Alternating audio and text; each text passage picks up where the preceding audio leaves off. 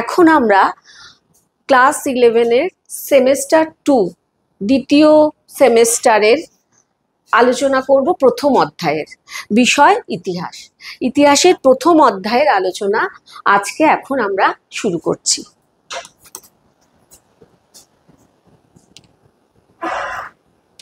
আমাদের আলোচ্য বিষয়বস্তু হলো নেচার অফ স্টেট অথবা রাষ্ট্রের প্রকৃতি। রাষ্ট্রের প্রকৃতি আলোচনা করতে গিয়ে আমরা শুরুতে একটু বলে নেব যে এই রাষ্ট্র কথাটার উৎপত্তি হলো কিভাবে। রাষ্ট্র কথাটা দেখো এখানে লেখা আছে, the word state originates from the Latin word status. ইংরেজি স্টেট কথাটা এসছে ল্যাটিন শব্দ স্টেটাস থেকে, এবং এই স্টেট কথাটা বা রাষ্ট্র কথাটাকে আধুনিক যুগে প্রথম ব্যবহার করেছেন যিনি, তার নাম নিকোলো ম্যাকিয়াভেলি। তিনি ইতালির একজন রাষ্ট্রতত্ত্ববিদ এবং কূটনীতিজ্ঞ। আমি একটু উদ্ধৃতিটা পড়ে শোনাচ্ছি, ম্যাকিয়াভেলির নিজের কথা একটু পড়ে শোনাই। The state is not an organism capable of bringing either moral or material improvements to the populace, but merely a vehicle of power for the men and party in power. রাষ্ট্র একটা নির্জীব বস্তু, রাষ্ট্র সজীব নয়। রাষ্ট্র নিজের থেকে কারোর জন্য কিছু করতেও পারে না। রাষ্ট্র করে কার মাধ্যমে? সরকারের মাধ্যমে। অর্থাৎ যে একজন ব্যক্তি বা একাধিক ব্যক্তি যারা রাষ্ট্রকে পরিচালনা করবেন, তারাই রাষ্ট্রকে রূপ দেন বাস্তবে। বিমূর্ত রাষ্ট্র মূর্ত হয়ে ওঠে, অর্থাৎ রাষ্ট্র তখনই কাজ করতে পারে যখন তার পরিচালনা করবার জন্য একটা সরকার থাকবে। এরপর আমরা চলে যাব যে একটু জাস্ট ভূমিকায় একটু আমি বলে নিচ্ছি, আমরা নেচার অফ স্টেটে তো যাবই, কিন্তু তার আগে একটু বলে নিই যে রাষ্ট্র উৎপত্তি হলো কিভাবে। রাষ্ট্রের উৎপত্তি সম্পর্কে বিভিন্ন মতবাদ আছে, যে রাষ্ট্রকে আমরা পেলাম কিভাবে। প্রাচীন যুগে আমরা কখনো বলছি রাষ্ট্রের সম্পর্কে, কখনো বলছি রাজ্য। রাজ্য কথাটা আমরা ব্যবহার করি অমুক রাজার রাজ্য। সাম্রাজ্য কথাটা ব্যবহার করি ধরো মগধ সাম্রাজ্য, রোমান সাম্রাজ্য, এই সাম্রাজ্য কথাটার সঙ্গেও আমরা পরিচিত। আবার আধুনিক যুগে আমরা রাষ্ট্র কথাটার সাথেও পরিচিত। কিন্তু ব্যাপারটা হলো এই যে যুগের সঙ্গে সঙ্গে নামটা পাল্টেছে, শব্দ চয়নটা পাল্টেছে, মানেটা একই ছিল। রাষ্ট্রেরই বিভিন্ন যুগে বিভিন্ন নামে আমরা বলে এসেছি। এবার রাষ্ট্রের উৎপত্তি সম্পর্কে আমরা দেখব যে রাষ্ট্রের বিভিন্ন রাষ্ট্রনীতিবিদরা অনেকগুলো তত্ত্বের কথা বলেছেন, অনেকগুলো মতবাদ দিয়েছেন। তার থেকে আমরা এইটুকু জানতে পারি যে কারুর মতে দি ডিভাইন অরিজিন থিওরি, অর্থাৎ রাষ্ট্রের উৎপত্তি হয়েছে ঐশ্বরিক বা শক্তির মাধ্যমে বা ঈশ্বরের মাধ্যমে। রাষ্ট্রকে সৃষ্টি করেছেন ঈশ্বর স্বয়ং, এবং তাই ঈশ্বরের প্রতিনিধি যিনি, তিনি রাষ্ট্র চালনা করেন। অতএব রাষ্ট্রের প্রজা যারা, তারা ঈশ্বরের প্রতিনিধিকে মানতে বাধ্য, কারণ প্রতিনিধির বিরোধিতা করার অর্থ হচ্ছে ঈশ্বরের বিরোধিতা করা। এইরূপ রাষ্ট্র হচ্ছে যে রাষ্ট্রে মনে করা হয় ঈশ্বরের দ্বারা সৃষ্ট এবং ঈশ্বরের প্রতিনিধি সেই রাষ্ট্রকে পরিচালনা করছে নেচারে, প্রকৃতিগত দিক থেকে সেই রাষ্ট্র সাধারণত চরম সার্বভৌম রাষ্ট্র বলে পরিচিত হয়। কারণ সেই রাষ্ট্রের বিরুদ্ধে, সেই রাজার বিরুদ্ধে সে যাই করুক, প্রজাদের কোনো অধিকার থাকে না অভিমত জানানোর, বিরুদ্ধে অভিমত জানানোর বা বিদ্রোহ করার, কারণ তাহলে তারা ঈশ্বরের বিরুদ্ধাচারণ করবেন। এই মতবাদে এই কথাটাই বলা হয়। দ্বিতীয় মতবাদ হলো দ্য ফোর্স থিওরি, বলপ্রয়োগ মতবাদ। মানুষের এই মতবাদে ধরা হচ্ছে যে বাই নেচার মানুষ হচ্ছে কি বলপ্রয়োগ করতে চায়, এবং তার মধ্যে একটা আক্রমণাত্মক প্রবৃত্তি আছে। সেই আক্রমণাত্মক প্রবৃত্তির কারণে এক গোষ্ঠী আরেক গোষ্ঠীকে কি করছে? দখল করছে। এই দখল করার পর বিজয়ী গোষ্ঠী বিজিত গোষ্ঠীকে নিজের ভূখণ্ডের অন্তর্ভুক্ত করছে। এইভাবে তার রাষ্ট্র তৈরি হচ্ছে। তৃতীয় মতটার নাম হচ্ছে দি সোশ্যাল কন্ট্রাক্ট থিওরি বা সামাজিক চুক্তি। রাষ্ট্রের উৎপত্তি সম্পর্কে সামাজিক চুক্তি মতবাদ। এই মতবাদে বলা হচ্ছে যে রাষ্ট্র যখন প্রাকৃতিক অবস্থায় ছিল, অর্থাৎ রাষ্ট্রের যখন উদ্ভব হয়নি, তখন রাষ্ট্র নিজেদের প্রাকৃতিক পরিবেশে মানুষ বসবাস করত, এবং যে সামাজিক পরিবেশে সে বসবাস করত সেখানে তারা তাদের বিভিন্ন সমস্যার কারণে কি করেছে? নিজেদের মধ্যে চুক্তি করেছে এবং রাষ্ট্রের উৎপত্তি হয়েছে। এটাকে বলা হয় সোশ্যাল কন্ট্রাক্ট থিওরি বা সামাজিক উৎপত্তিবাদ। এই তত্ত্বে আমরা যাব পরে। এছাড়াও বলা হয় যে তোমার প্যাটার্নাল বা patriarchal theory and the maternal বা ম্যাট্রিয়ার্কাল থিওরি, এই থিওরিগুলো বলা হচ্ছে কোনো এক সময় গোষ্ঠীর প্রধান ছিলেন পিতা, তখন রাষ্ট্র ছিল পিতৃতান্ত্রিক। আবার আরেকটা মত অনুযায়ী যখন গোষ্ঠীর নিয়ন্ত্রক ছিলেন একজন মাতা বা মহিলা, তখন রাষ্ট্র হচ্ছে মাতৃতান্ত্রিক। আর সব শেষে আমরা যাচ্ছি যা হিস্টোরিক্যাল ইভলিউশনারি থিওরি। এই তত্ত্বটাই বলা হচ্ছে যে রাষ্ট্র এই এতক্ষণ আমরা যেভাবে বললাম ওই রকম কোনোভাবেই তৈরি হয়নি, না সামাজিক চুক্তির মাধ্যমে, না বল প্রয়োগের মাধ্যমে, না ঈশ্বর সৃষ্টি করেছেন। রাষ্ট্র হচ্ছে সমাজের একটা বিবর্তনের ফল। দীর্ঘদিন ধরে সমাজ বিবর্তিত হয়ে যে নতুন জায়গাটায় যে রূপটা পেল, সেটাই হচ্ছে রাষ্ট্র। এরপর আমরা যে আলোচনাটায় যাব সেটা হলো যে এই নেচার অফ স্টেটে দ্য আইডিয়াল প্রোটোটাইপ কোন কোন কোন রাষ্ট্র দার্শনিকরা কিভাবে রাষ্ট্রের ব্যাখ্যা দিয়েছেন, আধুনিক যুগের আগে প্রাচীন যুগে কারা ব্যাখ্যা দিচ্ছেন, মধ্যযুগে কি হয়েছে, তারপর আমরা যাব আধুনিক যুগে। তাই এখানে আমাদের আলোচ্য সূচিতে পাঠ্যসূচির অন্তর্ভুক্ত হচ্ছে ইন্ডিয়ান কনটেক্সটে আমরা পাবো কৌটিল্য, প্রাচীন ভারতের কৌটিল্য, তার লেখা বইটার নাম হচ্ছে অর্থশাস্ত্র। আর তারপরে মধ্যযুগে সুলতানি আমলে আমরা পাবো জিয়াউদ্দিন বারানির ফতোয়া ই জাহানদারি, এবং সেখানে তিনি রাষ্ট্রের নেচার বা প্রকৃতি কেমন হওয়া উচিত, রাষ্ট্র যিনি পরিচালনা করছেন তার কি কি গুণ থাকা দরকার, কর্তব্য কি, এগুলো নিয়ে আলোচনা করেছেন। এই প্রাচীনকালে আর ইউরোপিয়ান কন্টেক্সট প্রেক্ষিতে যখন আমরা যাব, তখন আমরা এখানে আলোচনা করব গ্রিক প্রেক্ষিত এবং রোমান প্রেক্ষিত। গ্রিক জগতের রাষ্ট্রনীতিবিদরা, পণ্ডিত ব্যক্তিরা কি বলছেন এবং রোমান ওয়ার্ল্ডের কি বলছেন, রোমান প্রেক্ষিতে রোমান জগতের রাষ্ট্রনীতিবিদরা, বিশিষ্ট ব্যক্তিরা কি বলছেন। তারপরে আমরা একদম পরের দিকে চলে যাব Thomas Cromwell and the new monarchy. এরপর তৈরি হবে রাষ্ট্রেরই একটা নতুন ধরনের রাষ্ট্র ব্যবস্থা, যেটাকে আমরা বলি জাতীয় রাষ্ট্র, সেটাকে নিউ মনার্কি বলা হয়। সেই নিউ মনার্কির উদ্ভব হচ্ছে এবং আধুনিক একটা বৌদ্ধিক রাষ্ট্রের বৌদ্ধিক তত্ত্ব আসছে রাষ্ট্রের ভিত্তি স্বরূপ, সেই আলোচনায় আমরা যাব।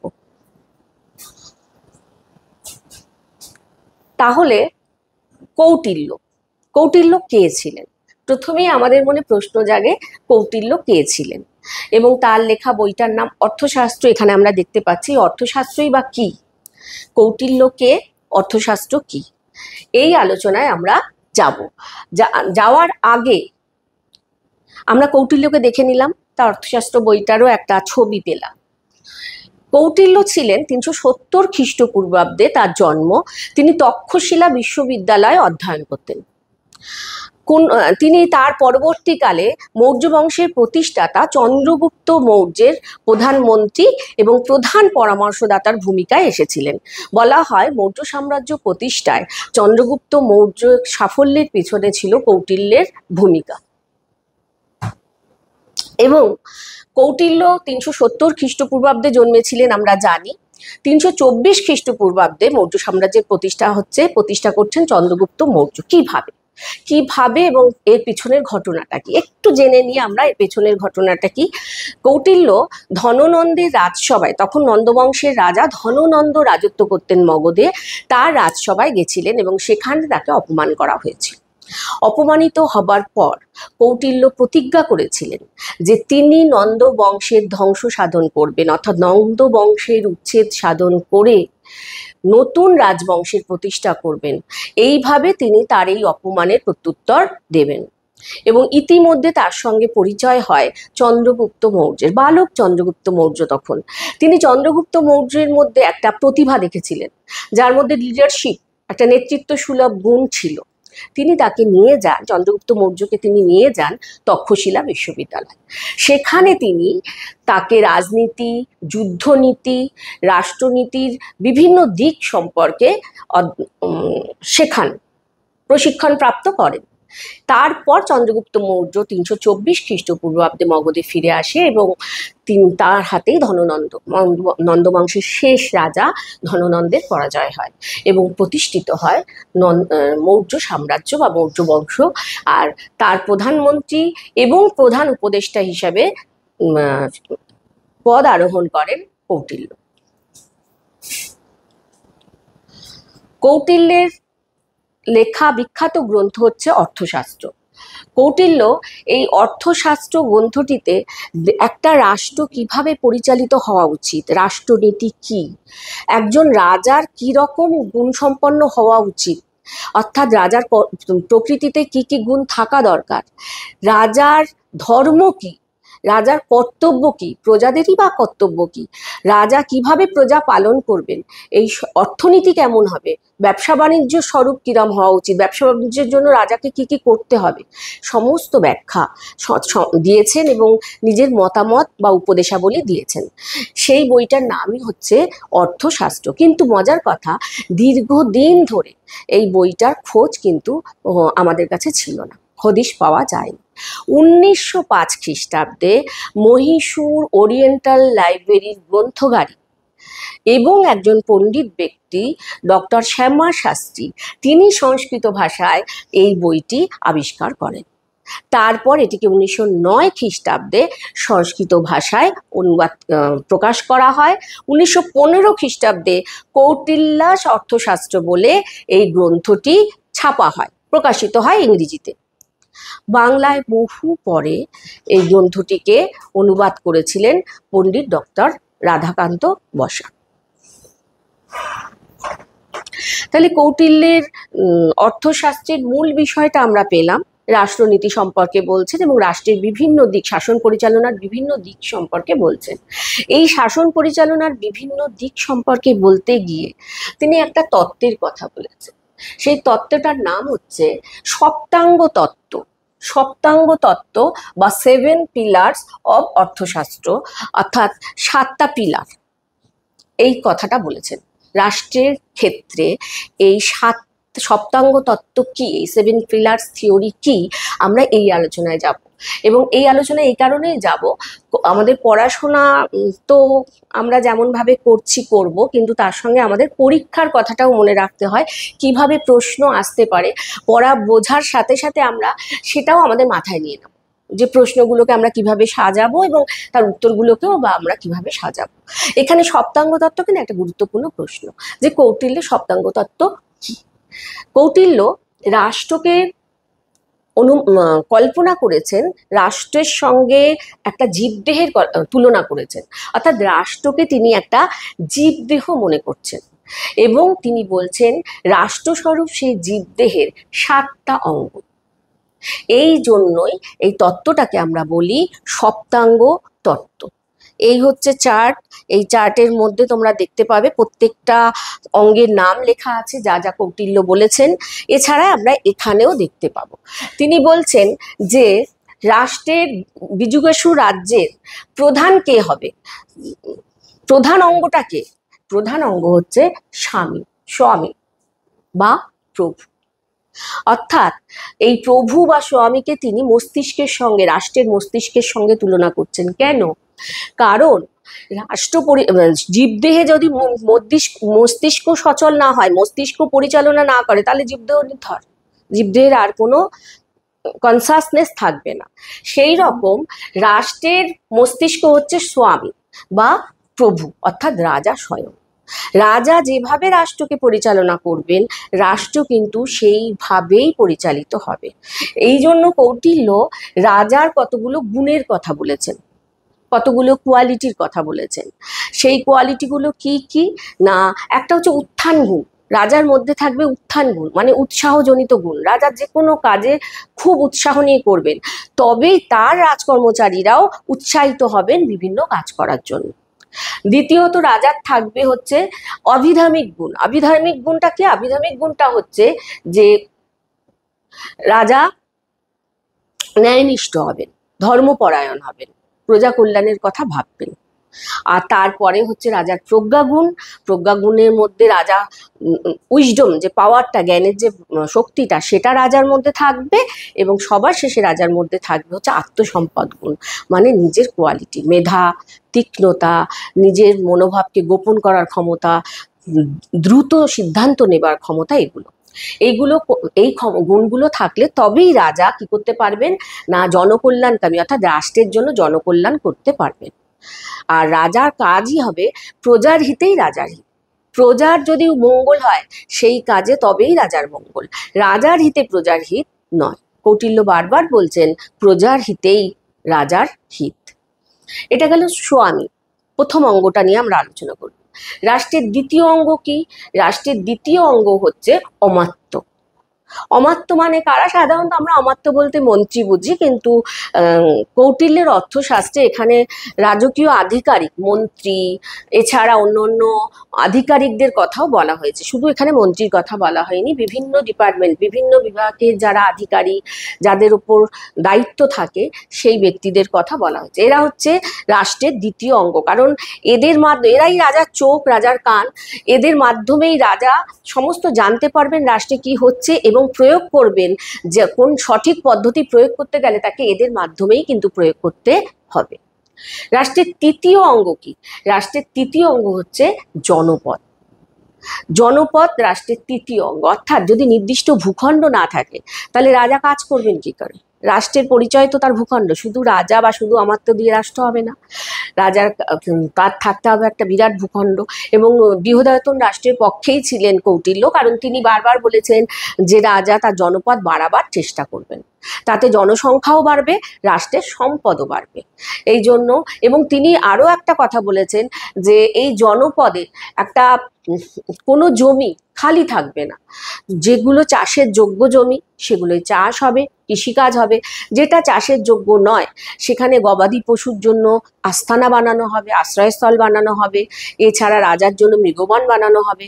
আর তিনি আরেকটা কথা বলেছেন, শুধু জমি নয়, রাষ্ট্রের মানে জনপদের আরেকটা গুরুত্বপূর্ণ দিক হচ্ছে এই জনপদে থাকতে হবে এক বিপুল সংখ্যক কৃষক শ্রেণী, যারা সচ্ছল হবে, যারা রাষ্ট্রের করের চাপ সহ্য করতে পারবে, কারণ তাদের দেওয়া করের ওপরেই কিন্তু রাজা রাষ্ট্রটাকে শাসন করবে।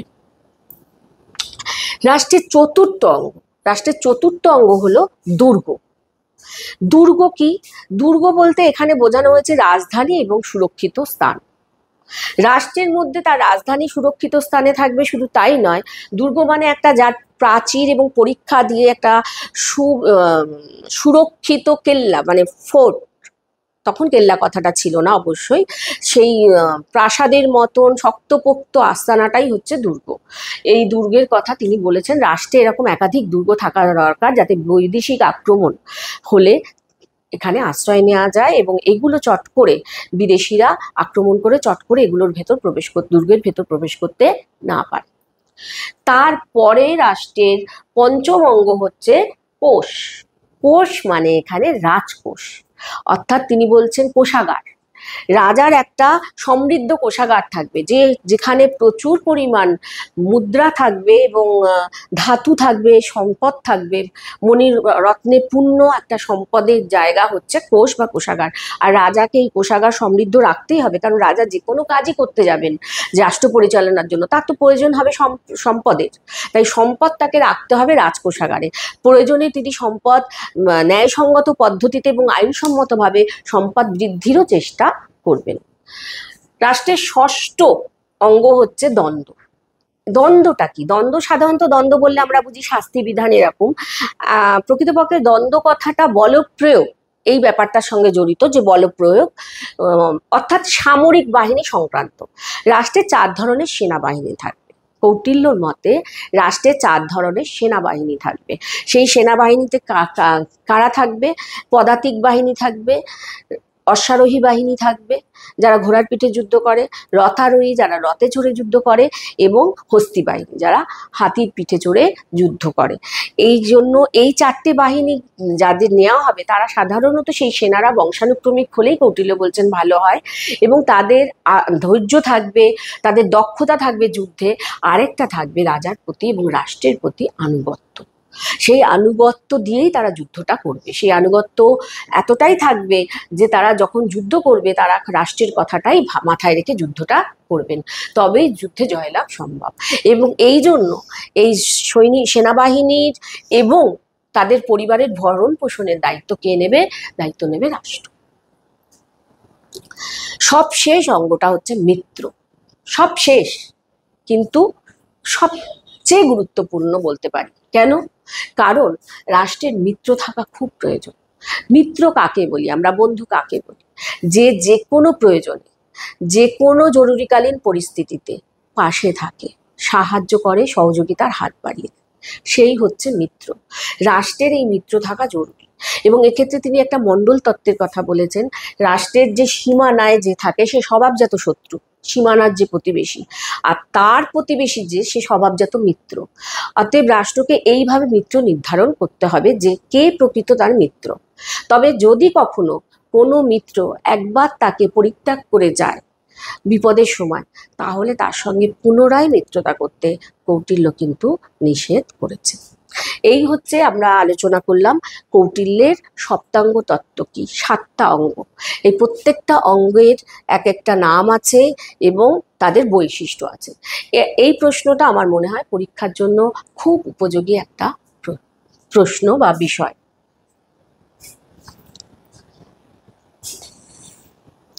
এরপর আমরা যাব যে এক্ষুনি যেটা আমি বললাম যে মণ্ডল তত্ত্ব।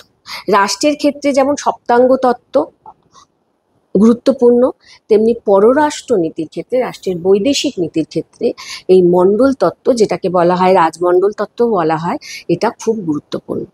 এই তত্ত্বে কি কৌটিল্য কি বলতে চেয়েছেন?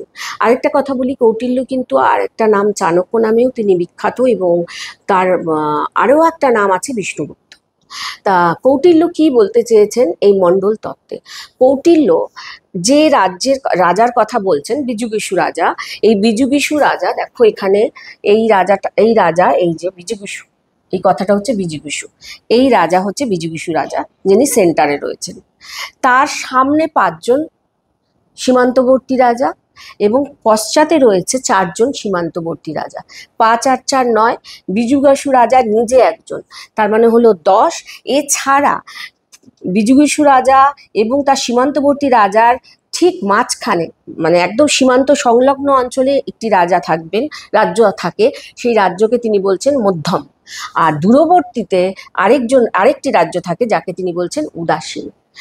এই পুরো 12টা রাজ্য নিয়ে তিনি এক রাজ্যের চক্রাকার একটা অবস্থান ব্যাখ্যা করেছেন, যেটাকে বলা হয় রাজমণ্ডল তত্ত্ব। এবং এই তত্ত্বটা যে কোনো রাজার বা যে কোনো যুগেই পররাষ্ট্র নীতি পরিচালনার ক্ষেত্রে অত্যন্ত গুরুত্বপূর্ণ একটা তত্ত্ব। কিভাবে আমরা আরো ভালোভাবে দেখব এরপরে, এই ডায়াগ্রামটায় আরো ভালোভাবে দেখব। সেটা হচ্ছে এই হচ্ছে বিজুগীষু রাজা, তার একদম পরবর্তী যে রাজা, সামনের দিকের যে পরবর্তী রাজা, সেই রাজাকে বলা হচ্ছে অরি। কারণ কৌটিল্যের মতে বিজুগীষু রাজ্যের একদম প্রতিবেশী সীমান্ত রাজা যে নিকটের প্রতিবেশী যে, সে হচ্ছে তার স্বভাবজাত শত্রু অরি। তাই এই রাজ্যটাকে বলা হচ্ছে অরি রাজ্য। অরি রাজ্যের সীমান্তবর্তী যে রাজা, সেই রাজা হচ্ছে অরির শত্রু। যেহেতু এ শত্রুর শত্রু, সুতরাং বিজুগীষু রাজার মিত্র। শত্রু হলো মিত্র। অতএব এই রাজ্য হচ্ছে, এই অরির শত্রু হচ্ছে বিজুগীষু রাজার মিত্র রাজ্য। আবার মিত্র রাজ্য যে বিজুগীষুর যে মিত্র, তার সীমান্তবর্তী রাজ্য হচ্ছে তার নিজের স্বভাবজাত শত্রু, সুতরাং অরি রাজ্যের মিত্র। তাই এই রাজ্যটার নাম হচ্ছে অরিমিত্র, অরির মিত্র। আবার অরিমিত্রর যে প্রতিবেশী, সে হচ্ছে অরিমিত্রর শত্রু, অতএব মিত্রর মিত্র, মিত্র রাজ্যের মিত্র। কার মিত্র? বিজুগীষু রাজ্যের যে মিত্র ছিল তার মিত্র হচ্ছে এই রাজ্য, এই জন্য এটার নাম মিত্র। আবার মিত্র রাজ্যের যে সীমান্তবর্তী রাজা, সে হচ্ছে মিত্র রাজার শত্রু। অতএব যে মিত্র রাজার শত্রু, সে মিত্রেরও শত্রু, সে বিজুগীষুরও শত্রু। সে কার মিত্র হবে? অরিমিত্রর মিত্র। অরির মিত্র আর অরিমিত্রের মিত্র, তাই তার নাম অরিমিত্র। এটা গেল সম্মুখবর্তী 5টা রাজ্যের অবস্থান, যে এদের সঙ্গে কিভাবে এবার চলতে হবে বিজুগীষু রাজ্যকে, তা তিনি দেখিয়ে দিলেন। এরপরে তার পশ্চাৎবর্তী 4টে রাজ্যের কথাও তিনি বলছেন। পশ্চাৎবর্তী বিজুগীষু রাজ্যের ঠিক পশ্চাৎবর্তী যে রাজ্য, সেটা হচ্ছে পার্শনিক গ্রাহ। সেই রাজ্যটা হচ্ছে আমরা জানি যে বিজুগীষু রাজ্যের সীমান্ত মানেই হচ্ছে সে স্বভাবজাত শত্রু, সুতরাং পার্শনিক গ্রাহ হচ্ছে স্বভাবজাত শত্রু। আবার পার্শনিক গ্রাহর যে সীমান্তবর্তী অঞ্চল, সে পার্শনিক গ্রাহ রাজ্যের স্বভাবজাত শত্রু, সুতরাং সে হলো বিজুগীষু রাজ্যের মিত্র। এই রাজ্যটার নাম হচ্ছে আক্রান্ত। আক্রান্ত হচ্ছে বিজিগীষু রাজ্যের মিত্র, আর আক্রান্ত রাজ্যের সীমান্তে যে রয়েছে সে হচ্ছে আক্রান্ত রাজ্যের শত্রু। সুতরাং সে যদি আক্রান্ত রাজ্যের শত্রু হয় তাহলে সে বিজিগীষু রাজ্যের পার্শনিগ্রাহ রাজ্যের মিত্র, তাই এর নাম হলো পার্শনিগ্রাহ সার। পার্শনিগ্রাহ রাজ্যের মিত্রের নাম পার্শনিগ্রাহ সার। আর পার্শনিগ্রাহ রাজ্যের ঠিক সীমান্তে যে রয়েছে আক্রান্ত সারা, এ হচ্ছে আক্রান্ত রাজ্যের মিত্র। তার মানে আমরা টোটাল পাচ্ছি, এক হচ্ছে বিজিগীষু রাজ্য, বিজিগীষু রাজ্যের সামনে পাচ্ছি 5 জন রাজার পর্যন্ত তিনি তার একটা পররাষ্ট্র নীতির কৌশলের কথা বলেছেন। আবার পশ্চাতে 4 জন রাষ্ট্রের ক্ষেত্রেও কিভাবে চিহ্নিত হবে শত্রু মিত্র তারও একটা তিনি ডায়াগ্রাম দিচ্ছেন, তারও একটা তিনি তুলনামূলকভাবে কৌশলের কথা বলছেন। এছাড়া এই বিজিগীষু রাজ্য অরি রাজ্য যেখানে এদের সীমান্ত দুটো যেখানে মিলছে সেইখানে রয়েছে যে সে হচ্ছে মধ্যম। এ কেন মধ্যম? এ দুটোর মাঝখানে রয়েছে এবং দুটো সীমান্তের মাঝখানে থাকায়, দুটো সীমান্তের একদম মাঝখানে থাকায় এ কারুর সাথেই যুদ্ধও করতে পারে না, সন্ধিও করতে পারে না। এর অবস্থান এরকম, কারণ এ যার সাথেই সন্ধি করতে যাবে তার পাশের জন তাকে শত্রু ভাববে। মানে যদি একজনের সঙ্গে মিত্রতা করে আরেকজন শত্রু ভাবে, আরেকজনের সঙ্গে শত্রুতা করে আরেকজন মিত্র ভাববে। এই সমস্ত কারণে এটা হয় না। আর উদাসীন রাজ্য হচ্ছে এই যে অরিমিত্র মিত্র এর থেকে দূরে যে রাজ্য, সেই রাজ্য সে কিন্তু যে কোনো রাজ্যের বিরুদ্ধে সন্ধিও করতে পারে, যুদ্ধও করতে পারে। এবং এই চলে গেল। তা এই হচ্ছে আমাদের যেটা পেলাম মন্ডলা থিওরি বা 12 জন রাজার রাজমণ্ডল থিওরি তত্ত্ব, যেটা কৌটিল্য দিয়েছেন। এবং এটা এই এই যে তত্ত্বটা তিনি দিয়েছেন, এই সম্মুখে 5 জন রাজা, পশ্চাতে 4 জন রাজা, মাঝখানে মধ্যমা এবং দূরে উদাসীন, মাঝখানে বিজিগীষু রাজা, এই তত্ত্বটা শুধু সেদিনের জন্য নয়, আজকে বর্তমান কালের পরিস্থিতিতেও যদি সঠিক ও বিচক্ষণ শাসক বিদেশ নীতির ভারসাম্য রক্ষা করতে চান, পররাষ্ট্র নীতি নির্ণয়ের ক্ষেত্রে বা পরিচালনার ক্ষেত্রে এই তত্ত্ব কিন্তু কাজে দেবে। এই তত্ত্বের উপযোগিতা এতটাই, এই তত্ত্বটাকে আমরা যথেষ্ট গুরুত্ব দিয়েই বিচার করতে পারি। তাহলে আমরা সেকেন্ড প্রশ্নটাও কিন্তু পেয়ে গেলাম। প্রথমে পেলাম সপ্তাঙ্গ তত্ত্ব কৌটিল্যের, দ্বিতীয়টা পেলাম মণ্ডল তত্ত্ব বা রাজমণ্ডল তত্ত্ব। এই দুটো জায়গা পরিষ্কার হয়ে গেল। এই দুটো প্রশ্ন কিন্তু খুবই ইম্পর্টেন্ট পরীক্ষার জন্য।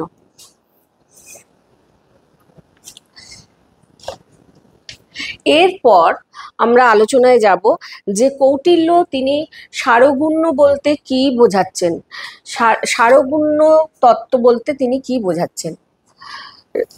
কৌটিল্যের এই রাজমণ্ডল তত্ত্ব পর আমরা যে আলোচনাটায় যাব সেটা হচ্ছে কৌটিল্য পররাষ্ট্রের কটা প্রকার ভেদ করেছেন। তিনি 6টা পদ্ধতির কথা বলেছেন পররাষ্ট্রনীতি নির্ধারণের ক্ষেত্রে। এই 6টা নীতিকে একসাথে বলা হয় সারগুণ্য নীতি। তাহলে এটাও একটা প্রশ্ন যে কৌটিল্যের সারগুণ্য নীতি বলতে আমরা কি বুঝি। সারগুণ্য নীতি বলতে তিনি 6 রকমের পদ্ধতির কথা বলেছেন পররাষ্ট্রনীতির ক্ষেত্রে। কি কি? সন্ধি, বিগ্রহ, যান, আসন, দ্বৈধীভাব এবং তার সাথে হচ্ছে দ্বৈধীভাবের পর সংশ্রয়।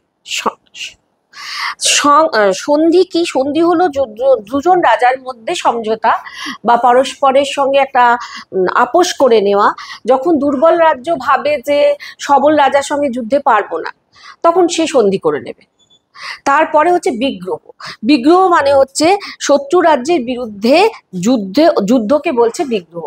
যদি মনে হয় যে, যদিও কৌটিল্য সবসময় চাইতেন যুদ্ধ বর্জন করে যদি রাষ্ট্রনীতি পরিচালনা করা যায়, কিন্তু যদি পরিস্থিতি এমন হয় যে শত্রু রাজ্য কিছুতেই কোনোভাবেই শত্রু রাজ্যকে বশ করা গেল না বা তার সঙ্গে আপোষ করা সম্ভব হলো না, তখন সে কিন্তু যুদ্ধ করতে বাধ্য।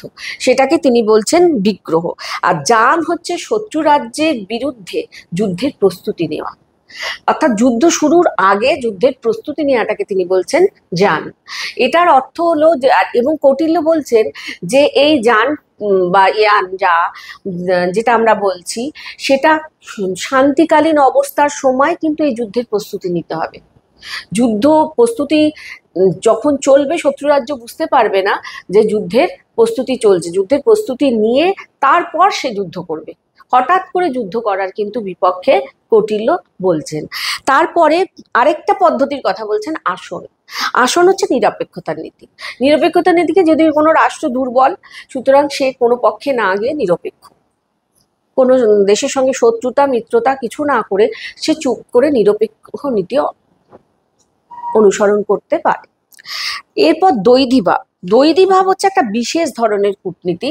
বিশেষ ধরনের কূটনীতি মানে যখন একটা রাজ্যের সঙ্গে সে, যদি অনেকগুলো শত্রু রাজ্য থাকে, একটা শত্রু রাজ্যের সঙ্গে সে কি করবে, সে সন্ধি করবে।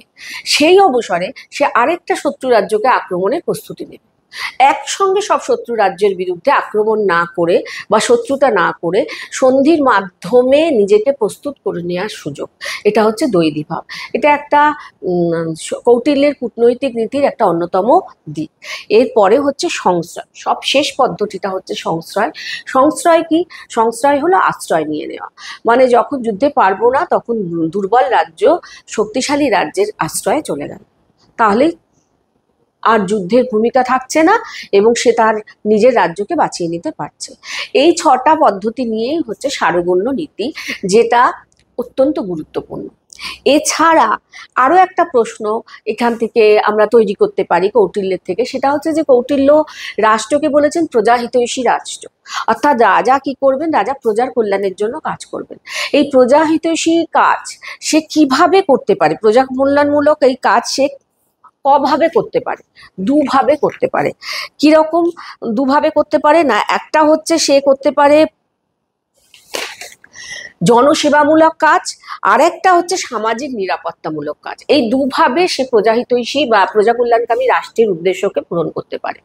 একটা হচ্ছে সামাজিক নিরাপত্তামূলক কাজ সে করবে, আরেকটা হচ্ছে জনসেবামূলক কাজ। সামাজিক নিরাপত্তামূলক কাজ বলতে কি বোঝায়?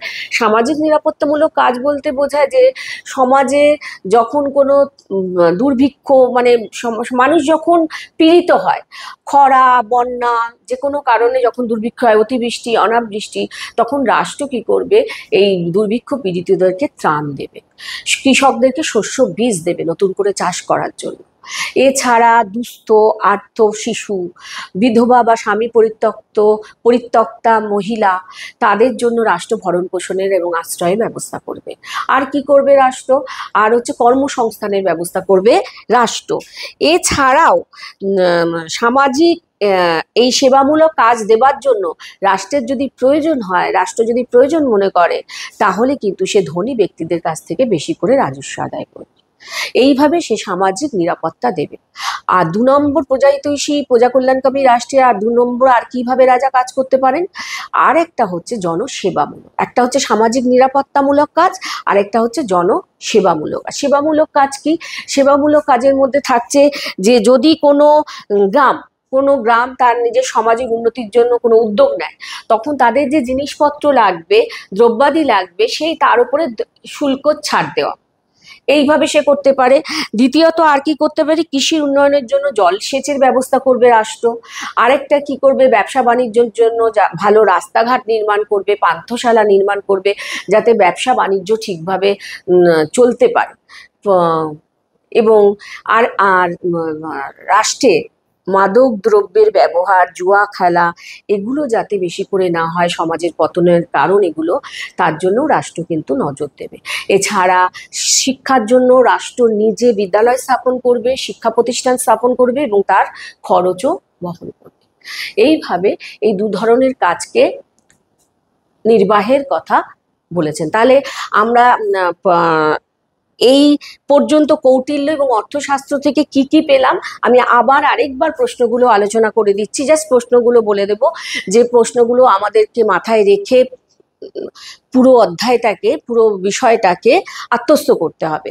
তার মধ্যে একটা বললাম যে কৌটিল্য কে, অর্থশাস্ত্র কি। প্রথম হচ্ছে কৌটিল্য কে, দ্বিতীয় হচ্ছে অর্থশাস্ত্র কি, কার লেখা, কবে আবিষ্কার হয়েছে। 3 নম্বরে হচ্ছে যে সপ্তাঙ্গ তত্ত্ব কি, কে দিয়েছেন এই সপ্তাঙ্গ তত্ত্ব? কৌটিল্য দিয়েছেন। এই সপ্তাঙ্গ তত্ত্ব কি আমরা আলোচনা করেছি। 4 হচ্ছে পররাষ্ট্রনীতি কি, কৌটিল্যের পররাষ্ট্রনীতি কি, যেটাকে বলা হচ্ছে পররাষ্ট্রনীতির রাজমণ্ডল তত্ত্ব, সেটা। পররাষ্ট্রনীতির পদ্ধতি, 6টা পদ্ধতি, যেটাকে আমরা বলছি সারগুণ্য নীতি।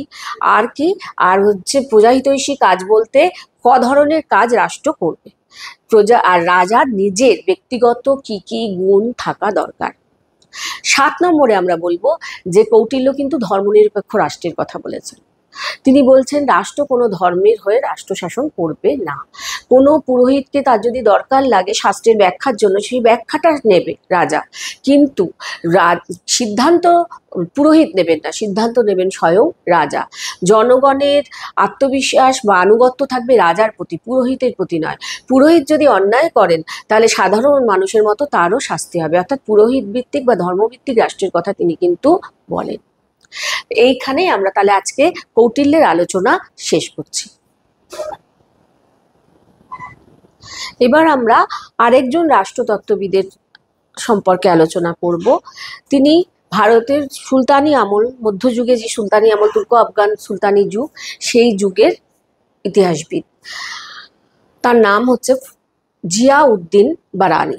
জিয়াউদ্দিন বারানি, এবং তিনি 2টো গ্রন্থ লিখেছিলেন। একটা হচ্ছে তারিকি ফিরোজ শাহী, আর একটা গ্রন্থের নাম হচ্ছে ফতোয়া-ই জাহানদারি। আমরা আজকে আমাদের আলোচ্য বিষয় হচ্ছে জিয়াউদ্দিন বারানির ফতোয়া-ই জাহানদারি। যেহেতু ফতোয়া-ই জাহানদারিতেই তিনি তার রাষ্ট্রনীতির ব্যাখ্যাটা করেছেন। বারানি নিজে উত্তরপ্রদেশের বারান নামক স্থানে জন্মগ্রহণ করেছিলেন, এবং সেই জন্যই তিনি বারানি নামে পরিচিত, জিয়াউদ্দিন বারানি নামে পরিচিত। তার একটুখানি আমরা তার পূর্ব কথা বলে নিই যে তিনি মোহাম্মদ বিন তুগলকের আমলে প্রায় 17 বছর সভাসদ ছিলেন, এবং কোর্টের সভাসদ ছিলেন এবং গুরুত্বপূর্ণ পদে নিয়োজিত ছিলেন। সেই জন্য তিনি সেই সময় বহু দলিলপত্র, মূল্যবান নথি দেখার সুযোগও পেয়েছিলেন। পরবর্তীকালে ফিরোজ শাহ তুগলক যখন সুলতান হলেন তখন তাকে পদচ্যুত করা হয়। এই সময় 1351 সালে তিনি পদচ্যুত হন, এবং এই সময় 1351 থেকে 52 থেকে 58 পর্যন্ত তিনি 2টো গ্রন্থ লিখেছিলেন। একটা হচ্ছে তারিকি ফিরোজ শাহী, আর একটা ফতোয়া-ই জাহানদারি। এই ফতোয়া-ই জাহানদারি গ্রন্থে তিনি রাষ্ট্র কিরকম হওয়া উচিত সেই সম্পর্কে, রাজার গুণাবলী কি, এইগুলো রাজার কি কি বৈশিষ্ট্য থাকা দরকার, এই সম্পর্কে বলেছেন। তাহলে আমরা এখান থেকে একটা প্রশ্ন পাচ্ছি যে বারানি ফতোয়া-ই জাহানদারিতে বারানি প্রধানত কি বিষয় আলোচনা করেছেন। 1 হচ্ছে রাষ্ট্রের প্রকৃতি কেমন হওয়া উচিত, আর 2 হচ্ছে সুলতানের কি কি গুণ থাকা বা রাজার কি কি গুণ থাকা প্রয়োজন। বারানি তিনি বলতেন যে একজন সুলতান হতে গেলে তাকে উচ্চ বংশজাত হতে পারে। অভিজাত বংশের ব্যক্তি ছাড়া শাসন পরিচালনা করা সম্ভব নয়, কারণ তাকে প্রজারা মানবে না। অভিজাত বংশের সন্তানকেই প্রজারা মেনে চলবে। এই কারণে বারানি রাজাকে অভিজাত বংশের হতে হবে বলে মনে করতেন। দ্বিতীয়ত, তিনি পারসিক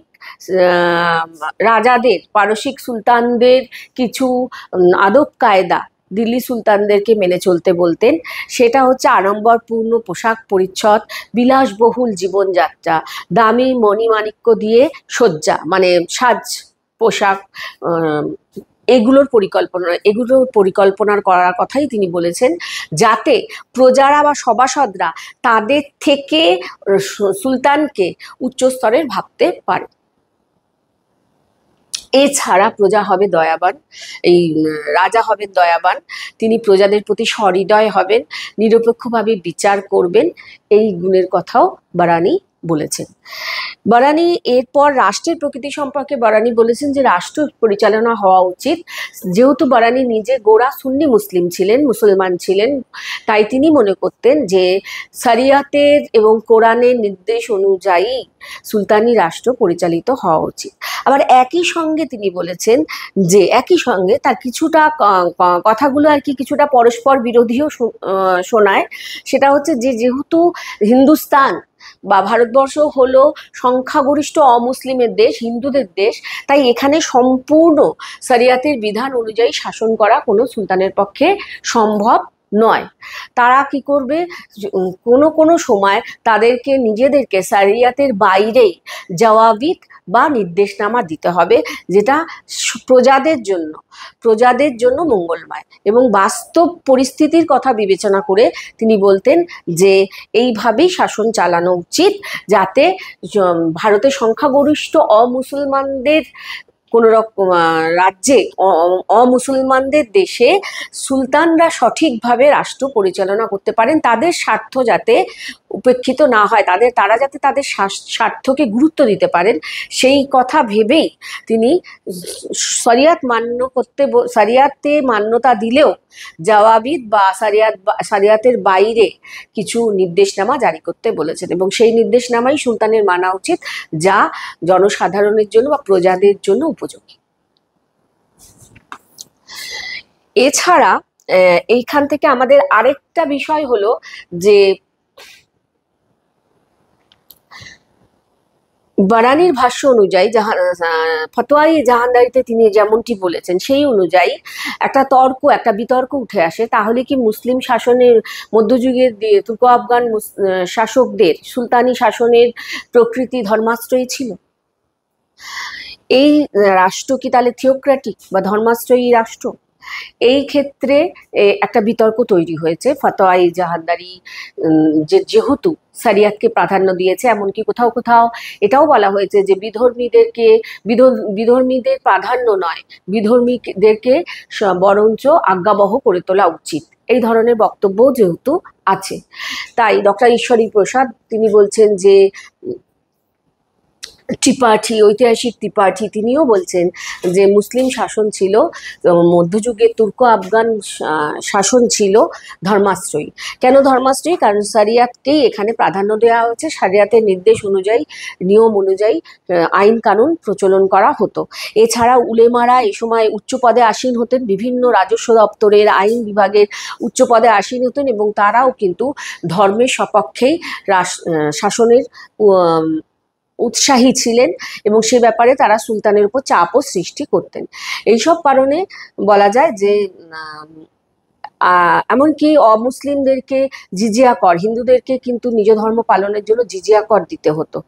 এই সমস্ত কারণে বলা যায় যে এই সুলতানি শাসন ছিল ধর্মাশ্রয়ী। এই যুক্তিগুলোর প্রেক্ষিতে যেহেতু সুলতানরা নিজেরা খুতবা পাঠ করত, খলিফার নামে তারা খুতবা পাঠ করত, খলিফার কাছ থেকে তারা স্বীকৃতিপত্র আদায় করত যে খলিফার অনুগত সেবক হিসেবে তারা ভারতবর্ষে শাসন করছে, এই সমস্ত যুক্তির ভিত্তিতে বলা হচ্ছে যে তাহলে এটা ছিল ধর্মাশ্রয়ী। আবার একইভাবে কোনো কোনো ইতিহাসবিদ বলছেন যে সুলতানি রাষ্ট্রকে সম্পূর্ণ ধর্মাশ্রয়ী বলা যায় না। শরিয়াতের প্রাধান্যতা অস্বীকার করা হচ্ছে না, কিন্তু সমস্ত ক্ষেত্রেই শরিয়াত মান্য করে সুলতানরা শাসন চালাননি। কারণ কি? কারণ হচ্ছে সব সুলতান যে স্বীকৃতিপত্র নিয়েছেন তা নয়, কেউ কোনো কোনো সুলতান নিজের নামেও খুতবা পাঠ করতেন। এই সমস্ত যুক্তি তারা দেখাচ্ছেন, এবং আরও বলছেন যে উলেমাদেরকে তারা মান্যতা দিতেন ধর্মের ব্যাখ্যার জন্য, কিন্তু শাসন কার্যের ব্যাপারে উলেমাদের হস্তক্ষেপ তারা সবসময় মেনে নিতেন না। তার বহু নজির আছে, আলাউদ্দিন খালজির সময় হয়েছে, ইলতুৎমিশের সময় হয়েছে। সুতরাং এগুলোকে বলা যায় না যে উলেমাদেরকে তারা তোষণ করতেন, বরং উলেমারা বুঝতে পেরেছিলেন যে সংখ্যাগরিষ্ঠ হিন্দুর দেশে তারা সুলতানরা যেহেতু নিজেদের সামরিক শক্তি বলে, বাহুবলে এই জায়গা দখল করেছেন, সেহেতু সুলতানদেরকে তোষণ করে তারাই চলতেন। তারা অনেক সময় শরিয়াতের বাইরেও ব্যাখ্যা দিতেন যাতে সুলতানরা খুশি হয়। এই যুক্তির ভিত্তিতে বলা হয় যে প্রকৃতপক্ষে মুসলিম শাসনে ধর্মের প্রভাব থাকলেও ধর্মাশ্রয়ী ছিল না। তার কারণ সুলতানরা নিজেদের ব্যক্তিগত যোগ্যতা এবং বাহুবলে, সামরিক শক্তির বলে একটা অভিজাততান্ত্রিক শাসন ব্যবস্থা, উচ্চ বংশের ছিলেন সুলতানরা, তারা সেই শাসন ব্যবস্থা এখানে প্রচলন করেছিলেন।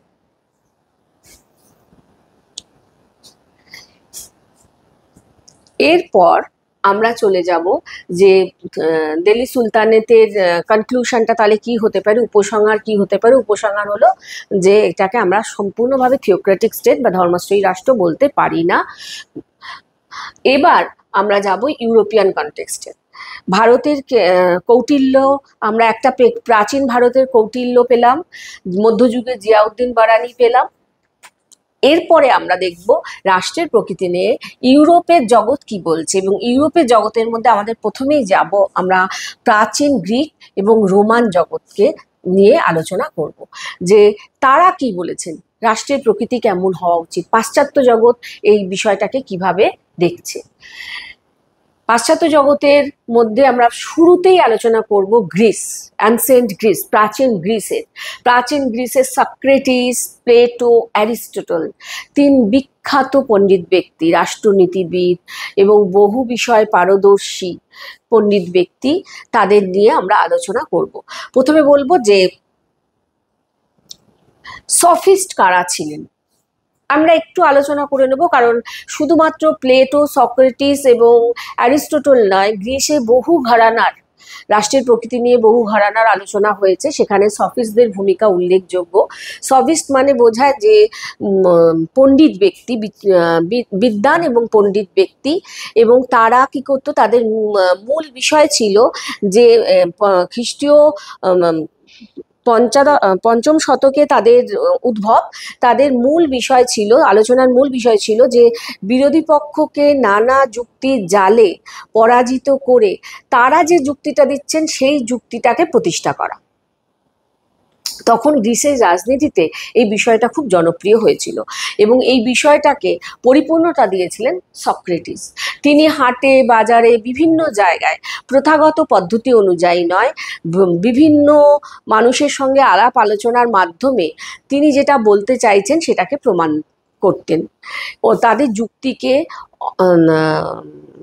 ভুল প্রতিপন্ন করে নিজের যুক্তিকে তাদের মধ্যে দেওয়ার চেষ্টা করতেন। তারপরে সক্রেটিসের প্রিয় শিষ্য বা ছাত্র তিনি হচ্ছেন প্লেটো। প্লেটো দীর্ঘদিন সক্রেটিসের কাছে শিক্ষা নিয়েছেন এবং প্লেটো 428 খ্রিস্টপূর্বাব্দ, কেউ কেউ বলেন 423 খ্রিস্টপূর্বাব্দে জন্মগ্রহণ করেছেন। 348 খ্রিস্টপূর্বাব্দে, কেউ কেউ বলেন 347 খ্রিস্টপূর্বাব্দে তার মৃত্যু হয়। তিনি ছিলেন প্রাচীন গ্রিসের একজন দার্শনিক, একজন রাষ্ট্রনীতিবিদ এবং আধুনিক পাশ্চাত্য দর্শনের তিনি প্রতিষ্ঠাতা, জনক। তাকে আমরা বলতে পারি foundational thinker in western philosophy.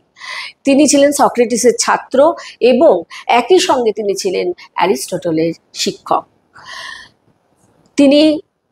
তার কথা বলতে গেলে বলতে হয় যে প্লেটো খুব দুঃখ পেয়েছিলেন যখন সক্রেটিসকে প্রাণদণ্ড দেওয়া হয়েছিল। সক্রেটিসের এই বিচারকে প্রহসন ছাড়া আর তিনি কিছুই মনে করতে পারেননি এবং এত দুঃখ পেয়েছিলেন যে তিনি এথেন্স ছেড়ে চলে গেছিলেন মেগারায়।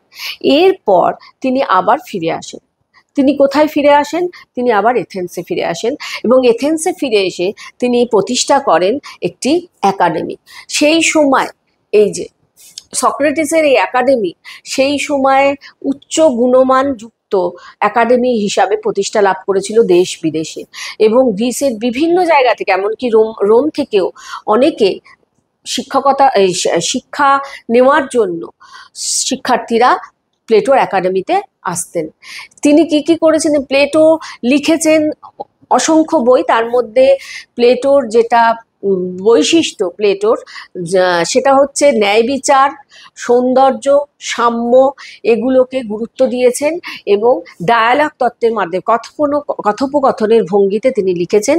রাষ্ট্র সম্পর্কিত তার বইটার নাম হচ্ছে দি রিপাবলিক।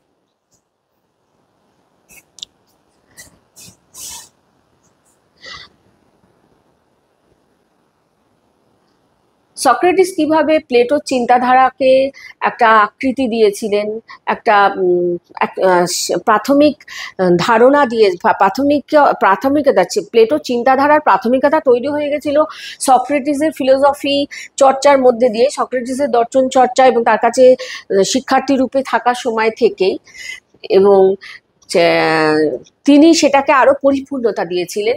তিনি একাডেমি, অ্যানসিয়েন্ট গ্রিকের এই যে একাডেমি, এটা founded by Plato in 387 BC, 387 খ্রিস্টপূর্বাব্দে অ্যাথেন্সে এটা প্রতিষ্ঠা হয়েছিল। এবং এখানে এখানে শুধু তাই না, তার মৃত্যু পর্যন্ত তিনি এই একাডেমিতে, তার ধ্যান জ্ঞানই ছিল এই একাডেমি। এখানে শিক্ষা চর্চা এবং বিদ্যা চর্চা, নিজের জীবনটাকে তিনি অতিবাহিত করেছেন। প্লেটোর রাষ্ট্র সম্পর্কে প্লেটো কি বলছেন? রাষ্ট্র সম্পর্কে প্লেটো বলছেন যে রাষ্ট্র হবে ধর্মনিরপেক্ষ। রাষ্ট্রের মধ্যে কোনো রকম ধর্মের, কোনো নির্দিষ্ট ধর্মের প্রতি, প্রকৃতপক্ষে গ্রিসেই পটভূমিতে দেখা যায় যে তারা ধর্মের প্রতি আগ্রহ থেকে রাষ্ট্রনীতি চর্চা করেননি। তাদের ধর্মের ছিল, তাদের রাষ্ট্রনীতি চর্চার মধ্যে ছিল কি, তাদের রাষ্ট্রনীতি চর্চার মধ্যে ছিল ন্যায় বিচার, এবং রাষ্ট্রকে তারা দেখতো একটা স্বাভাবিক প্রতিষ্ঠান হিসাবে, একটা রাজনৈতিক স্বাভাবিক প্রতিষ্ঠান, যে প্রতিষ্ঠানটি অন্য প্রতিষ্ঠানের থেকে আলাদা।